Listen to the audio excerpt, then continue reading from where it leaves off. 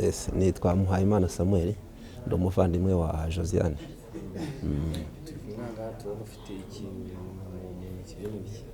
Bo natwe ntabwo turareba, icyo nzi cyo nuko harimo impano, buriya nidufungura turaza kumenya ikirimo.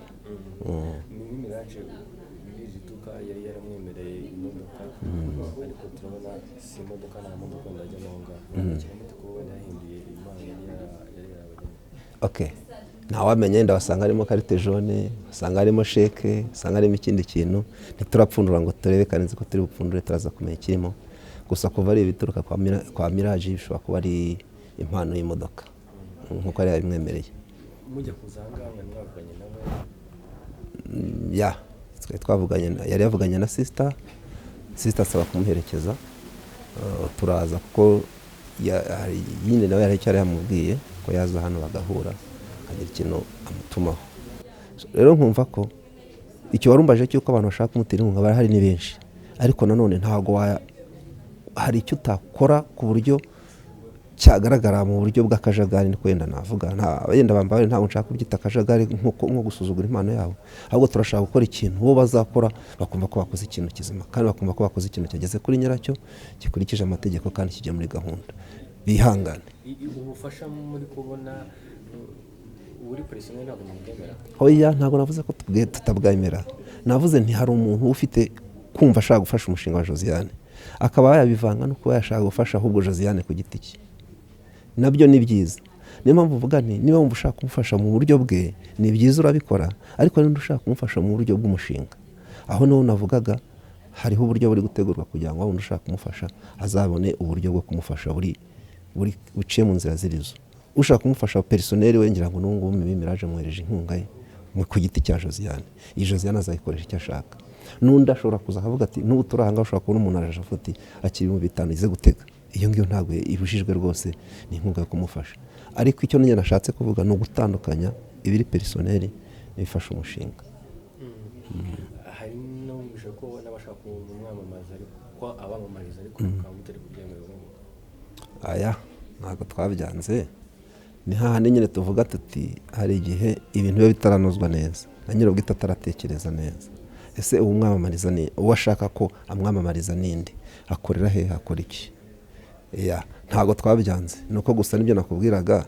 Ntabwo umuntu azaza amusange mu nzira ati ndashaka ko unyamamariza. Azategura ikintu cye avuga ati ndashaka kunyamamariza mu buryo, hanyuma twumvikane mu buryo. Nta muntu uraza gutyo, ntabwo turamwanga.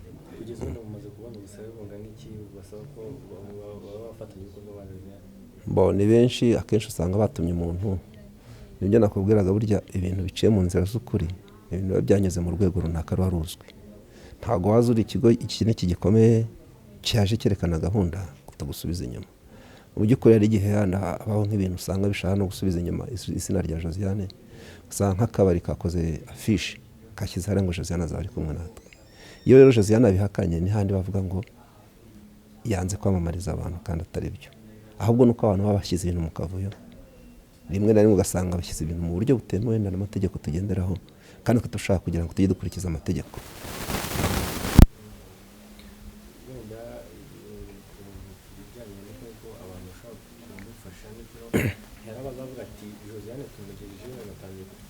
Oya, ntabwo ariko bimeze.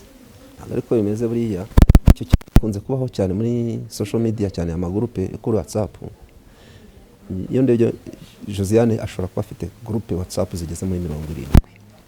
Noneho groupe yari kunitangira ikiganiro ikagira ama message 500, wowe kwiratrapa bikakunanira.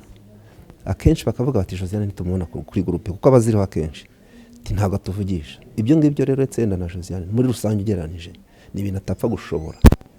Niyo mpamvu agira gutya akemera agatega imodoka. Niba Radio Rwanda imuhamagaye akagenda agatega imodoka ko azi kuyumva n'abantu benshi, akavugisha abafana be. Ndetse kandi ngira ngo mujya mwumva ko arangiza n'abasuhuza avuga ko ashimira abanyarwanda, ashimira abantu bamutoye. Ariko kuko nyine bamukunda cyane, harabumva ko kantu kadahagije. He numva yamuhamagara bakaganira isaha yose ati ndagukunda. Amasaha y'umunsi ni 12 andi yenda ndi 8 no kugira ngo ryamusinzire. Ngira ngo ufashe ukabara ayo masaha yafite, ukabara n'abantu baba bamushaka ntibihura. Niyo mpamvu usanga abantu bavuga ati aratwirengagiza, kandi ntabwo ariko bimeze. Josiane ntabwo yirengagiza abantu, ahubwo arabakunda. Njye tubana umunsi ku wundi iyo mboneyeho ukuntu bimeze, umuhamagaye akabibona ko amuhamagaye aritaba akaganira, umuhamagariyemo ubwo nyine nta kundi yabigenza. Ariko Josiane ntabwo yigeze yirengagiza abantu, ngira ngo babyumve pe, ntabwo yaba yirengagije, ahubwo nuko nawe igihe kimubana gitoya. managinga gute ubusitari n'umukobwa wanyu, gute ababyaza n'umusaruro? Bo kuva barangije ariya marushanwa ni icyumweru kimwe gishize. Icyumweru kimwe gishize burya ugereranije na Josiane ni ukwezi kumwe gushize abaye umusitari kugeza ahangaha. Buriya kuza ukavuga uti ngiye guhita nkora iki kintu aka kanya, ushobora gusanga wibeshye. Ibyiza burya urareka ukabanza ukareba situwasiyo ukuntu imeze. Uko ngira ngo mu cyumweru kimwe ntabwo twadukoze ibintu abantu batekereza ko twakagombye gukora. Hari no kwibanza ugatuza ukareba ese abantu bamufata gute, ese ibintu byerekera hehe. Ntabwo ari ibintu byo kwihutirwa, gusa igikorwa cyo kirahari. Niyo mpamvu nababwiye nti cyabanje gutekerezwaho cya mbere nk'umushinga kuko ufitiye abantu benshi akamaro, yaba igihugu cyangwa yenda n'akarere muri rusange.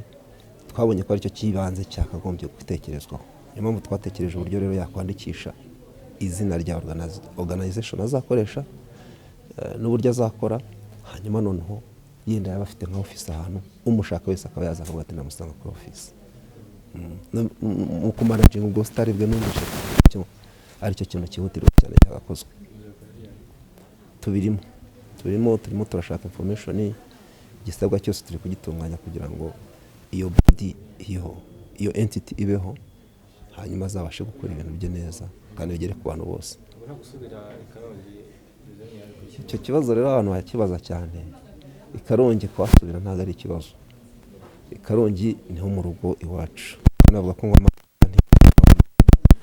ariya rero kujyayo anytime twajyayo, no kutajya wenda ntungu ni ukuvuga ngo arafite gahunda ahangaha ari gushakisha ibintu bimwe na bimwe hano mu mujyi bituma yenda atabasha kuba ari gusa, kuko twe turi hamwe nka famille, iyo dushatse guhura turahura, nicyo cy'ingenzi.